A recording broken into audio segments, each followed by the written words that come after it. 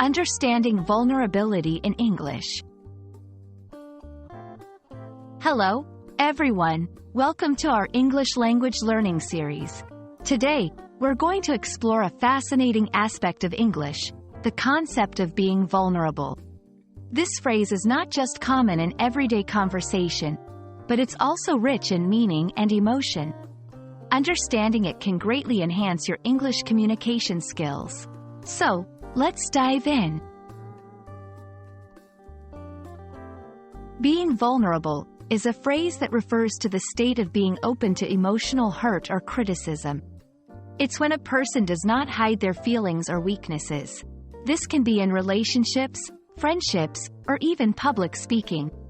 For example, sharing a personal story or admitting a mistake.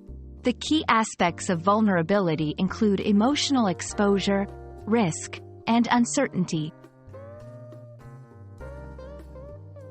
To understand this concept better, let's look at some real-life examples.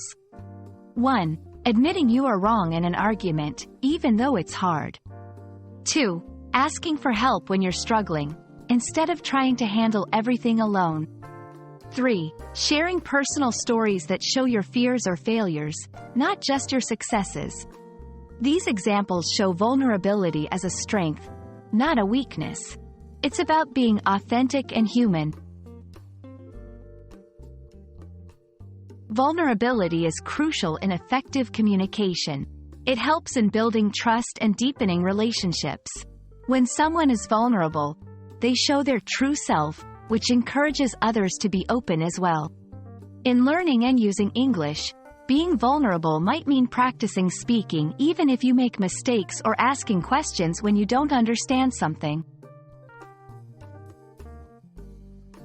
There are some common misconceptions about vulnerability.